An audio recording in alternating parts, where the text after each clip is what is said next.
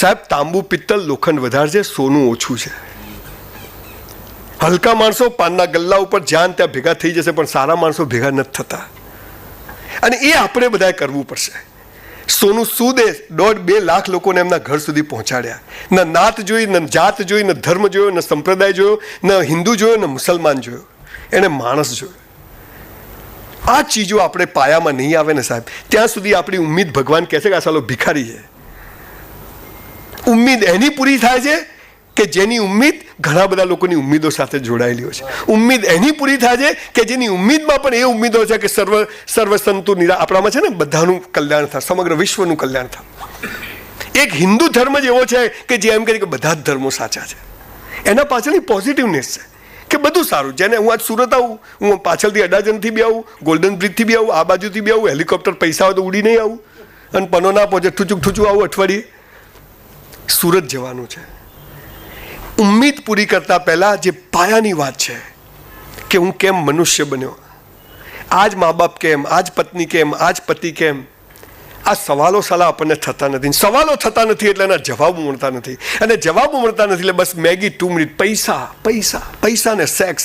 આખી દુનિયા 2 ચીજ માટે જીવે છે.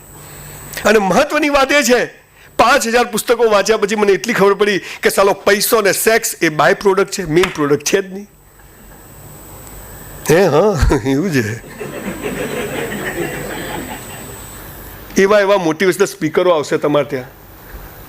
દોસ્તો, આઇન્સ્ટાઈને એના મગજનો 5% જ ઉપયોગ કર્યો હતો. તમે કહો સાલા હું માઇનસમાં છું કે શું? તમે ગાઢા થઈ જાઓ કે હાલો આ ડરાવા આવ્યો છે કે આપણને મોટિવેટ કરવા.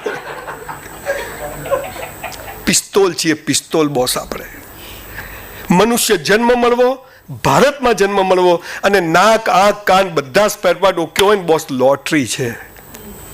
હું શું કરું?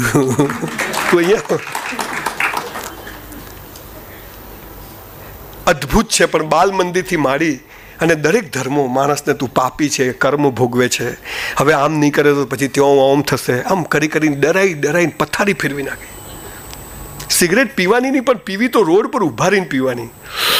છોડવી છે પણ છૂટતી નથી, મરી જાને પાર આવે, શું કરવા પીએ જ છે બધું.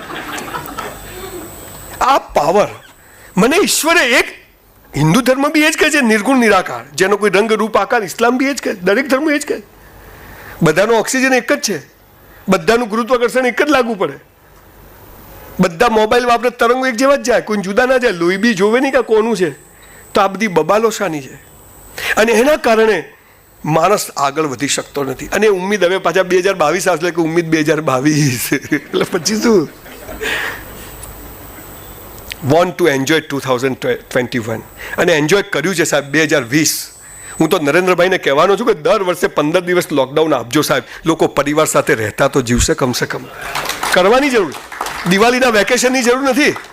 અને લોકડાઉન એ મોદી સાહેબે આપણને એના માટે આપ્યું હતું કે આપણે એક જીવનની આપણી લાઈફસ્ટાઈલ બદલીએ અને એ પ્રમાણે હવે આપણે જીવીએ. એ કોઈ એનાથી જતો રહેવાનો નહોતો કે કોઈને ખબર નહોતો, પહેલી વાર આવ્યો હતો. પણ 2021માં આપણે એટલું નક્કી કરીએ, એવું નક્કી કરીએ, નક્કી કરેલું જ કશું થતું નથી. ડૉક્ટર બનવું હતું, 54% આવ્યા, ચેક રિટર્ન. પણ જ્યારે 54% આવ્યા ત્યારે મને મારા વાંચન અને મારી માએ શીખવાડ્યું હતું કે બેટા જે થાય તે સારા માટે. આપણું ધાર્યું થાય તો આપણે ખુશ, અને આપણું ધાર્યું ના થાય તો ઈશ્વર ખુશ. 2 બાજુ ઢોલ વગાડવાના. 54% ના આવ્યા હોત ને ડૉક્ટર બન્યો તો બોલો આજે સેમિનાર કરવા કોણ આવત?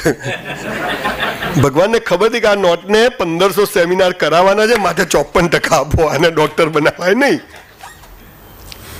સખત મહેનત, હાર્ડ વર્ક. 15 દોસ્તો તમને એક વાત કહું, સરળતાના દિવસો ગયા. હવે તમે 15 કલાકથી ઓછી મહેનત કરશો ને, you are out of the race. ચાહે બિઝનેસ હોય કે ભણવાનું હોય. હવે તમારે તમારી જાતને એકદમ અપ ટુ ડેટ રાખવી પડશે. આ બધી પલિતીથી ઉપર રહીને જીવવું પડશે, ઇન્સાનિયત ઉપર જીવવું પડશે. અને પાયાની થોડીક વાતો જો આપણે આપણા જીવનમાં આવી જશે તો પ્લીઝ, ખબર સાયકલ પહેલી વાર ચલાવો સાલી પડી જ જાય, ખબર છે? બાપા ગમે એટલી પકડે, પણ પછી આવડી જાય, પછી હાથ છૂટા, દાંત બી છૂટા થઈ જાય, ઓવર કોન્ફિડન્સ આવી જાય તો. પણ આ જીવન જીવવાની જો ખબર પડી જાય તો ક્યારે સાહેબ, આજે ભગવાન બી હાલ અહીંથી લે ને તો કોઈ ચીજ બાકી નથી. આ સમજ આવી જાય કે હું અહીંયા આવ્યો છું, એક ચોક્કસ કારણથી આવ્યો છું, મારો રોલ ભજવવાનો છે અને હું બેસ્ટ ભજવીશ. મારી એક જ ટેગલાઇન છે ઉમ્મીદ 2021માં તમને બધાને એક ટેગલાઇન આપીને જઉં છું. અને 1 વર્ષ પછી આપણે આટલા જ લોકો મળીશું અને યુ સી ધ ચેન્જ. આ જગત છે ને વાઇબ્રેશનનું છે. આ તરંગો દેખાય છે અહીંયા, પણ હાલ મોદી સાહેબને ફોન લગાવો તો એમનો અવાજ પકડાય 5 દિન, હે ને? અને દાઉદ ઇબ્રાહિમને લગાવો તો એનો પકડાય, બધાને પકડાય. આ રૂમમાં દેખાય છે, તમે જે ડાઉનલોડ કરવું આ રૂમમાંથી કરી શકો ને, તો બધું હવામાં છે ને. આટલું વાઇબ્રેશનનું જગત છે, આમાં સમજી જાઓ. તો તમે જેને તમે સક્સેસ કોને કહો છો? પૈસા. તમે સક્સેસ કોને કહો છો? એ સક્સેસ નથી. સક્સેસ એટલે તમને એમ થાય કે બસ ઇનફ ઇઝ ઇનફ. હું જેટલું જીવ્યો. મોહમ્મદ પૈગંબર બિલકુલ એક સામાન્ય માણસ, સંત કબીર એકદમ સામાન્ય માણસ, દુનિયાને કેટલું નોલેજ આપીને ગયા. અને જૈનોના 24 તીર્થંકરો, કરોડપતિ, રાજાઓ બધું છોડી દીધું. કેમ? કે પૈસા અને સેક્સમાં તાકાત હોત ને તો એમને છોડ્યું જ ના હોત. ધો ઇટ ઇઝ રિક્વાયર. બે બાજુ તમારી પાસે સમાજે દાખલા મૂક્યા છે, પણ આપણે તો સવારથી સાંજ સુધી પેલું હડકાયું કૂતરું જોયું, અહીંથી ધોકો મારે લઈ જાય, અહીંથી ધોકો મારે લઈ જાય. એક દિવસ ટ્રક નીચે પડ્યું હોય, મરેલું મરી ગયું. આપણું બી એ જ થાય. અને આપણે મરી જઈએ ને તો 50 માણસ ભેગા નથી થતા, ફોન કરવો પડે, પેલો ગયો. તો આપણે પાછા શું કહીએ? કાઢે તો કહેજો, જઈએ નહીં, ટાઈમ થત કહેજો. આ કોરોનાએ આપણને શાંતિથી બેસી થોબ નહીં તો થાકી જઈશ એના માટે મોકલ્યો છે ઈશ્વરે. અને પોઝિટિવ જો, મેં મારો ભાઈ ગુમાવ્યો, કઝિન બ્રધર પરમ દિવસે જ ગુજરી ગયો. 45 વર્ષનો 22 લાખ રૂપિયા ખર્ચો કર્યો. મારી 2 સિસ્ટરોને કોવિડ થયેલો, મારા ભાભીને કોવિડ થયેલો. હું બહુ ફેસ કરીને તમારી સામે ઊભો છું. પણ લગ્નના અઠવાડિયા પહેલાં મેં મારા ફાધર ગુમાયા છે. 2 ભાઈ જ્યારે ટોપ પર હતા અને જ્યારે હું અમદાવાદ શિફ્ટ થવાનો હતો અને એક ફોન, મારો ભાઈ કે હું આવું છું, મારો ભાઈ ગયો નહીં, આવ્યો જ નહીં, અને એક ફોન આવ્યો કે એક્સિડન્ટમાં ગુજરી ગયો. આ બધું પિક્ચર છે સાહેબ. બોલવું સહેલું છે, પણ જે બોલું છું ને જીવું છું, જે જીવું છું એટલું જ બોલું છું. આ બધી ચીજોમાં જ નથી આવ્યા આપણે અહીંયા. આ ભાવ તમારામાં પેદા થઈ જાય અને પછી તમે ઉમ્મીદ કરો ને બોસ, ભગવાનને જખ મારીને આપવું પડે. તમને એની તાકાત નથી ના આપે બોસ, જખ મારીને આપવું પડે. પણ આપણે નાની નાની વાતમાં નિરાશ થઈ જઈએ, નાની નાની વાતમાં હતાશ થઈ જઈએ. હવે હું શું કરીશ? પૈસા નથી. આ નહોતા પૈસા, 1 રૂપિયો નહોતો. સાયકલને પંક્ચર પડે તો 2 કિલોમીટર પાછળનું ટાયર અધ્ધર ઉપાડીને હું ચાલતો હતો કે પેલી ટ્યુબ વધારે ફાટી ના જાય. આજે મર્સિડીઝનું ટાયર ફાટી 10 કિલોમીટર ઘસી નાખીએ તો નંખાશે. સવાલ શું છે? એક પાવર કે સૌથી શ્રેષ્ઠ યોનિમાં ઈશ્વરે મને જન્મ આપ્યો છે. તમારી પાસે જે શર્ટ છે ને સાહેબ, દુનિયાના ખાલી 5% લોકો જોડે જ આ શર્ટ છે સાહેબ. તમે જે જૂતા પહેરો છો 5% લોકો પાસે છે. તમે જે મોબાઈલ યુઝ કરો છો, તમારો મહિનાનો જેટલો ખર્ચો છે, તમે દુનિયાના 10% લોકોમાં આવો છો. અને તોય આપણે મજા નથી. તું પ્લગમાં આંગળી ઘાલ દે ઘેર જઈને, બીજું કશું કરતો નહીં. સાલા ભિખારી મરી જાય ને પાર આવે, તું ખોટો જીવે, બોજ છે તું પૃથ્વી ઉપર.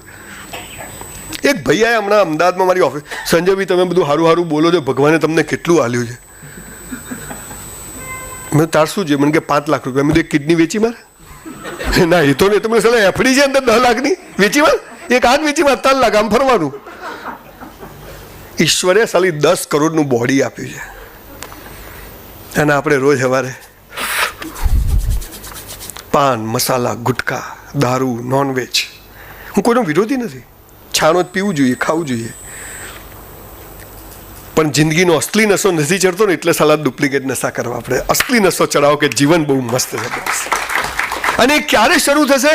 જ્યારે તમે એની લાયકાત કરે. લાયકાત શું છે એ સમજ પડી જાય. સાલું અભ્યાસ કરવા. અને એમાંથી હમણાં સાહેબે જે વાત કરી, મદ્રાસી સાહેબે, કે મારું જે ડ્રીમ છે, I am going to open 33 schools in 33 districts of Gujarat. મારી દરેક સ્કૂલ 100 કરોડ રૂપિયાની હશે. 100 કરોડ ઇન્વેસ્ટ કર. બામણ છું, ભીખ માગીને લઈશ.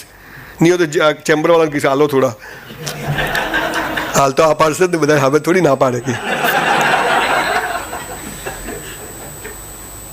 એવી સ્કૂલો બનાવી છે કે જ્યાં એવા છોકરાઓ તૈયાર થાય કે હમ સાલા લાઈન મેં ખડા નહીં રહેંગે, હમ ખડે રહેંગે, લાઈન વहीं से शुरू करेंगे. આવા છોકરાઓ પેદા કરે. અને તકલીફ શું છે? મારી સ્કૂલમાં 50% ઉપરવાળાને તો એડમિશન જ નથી આપવાનો. 90% ફોર્મ નહીં મળે. હો ભાઈ, તમે બધી નોટો ભેગી કરવાની. 3 ટ્રાયલ, 2 ટ્રાયલ, 35%, 40%, હોદીને ભાઈ છે કોઈ. અને પછી તમે જુઓ શું રિઝલ્ટ આવે. 3 ટ્રાયલવાળા 2 ટ્રાયલવાળા છોકરાનું મારા જેવાની 100 કરોડની સ્કૂલમાં મેરિટમાં સૌથી ઉપર નામ હોય, બોલો આખા સુરતને લઈને આવે કે નહીં? આપણું નામ સારા ફોટા મારે સુરતમાં જ્યાં જુઓ તો અમારી સ્કૂલનું ગૌરવ, પહેલો બીજો ત્રીજો, છેલ્લા નંબરનું શું? અમારી જેવી નોટો જ બધી કામની છે. હોશિયારોની વેલ્યુ છે સાહેબ. જે લોકો ભણે છે 90%, 55% ડૉક્ટર, એન્જિનિયર, IAS, એની વેલ્યુ છે. એ લોકો જે 10 વર્ષમાં મેળવે છે એ મેળવતા તમને 30 વર્ષ થયા છે. હું એમ નથી કહેતો ભણવાનું, પણ જે નથી હોશિયાર એ નક્કામાં નથી.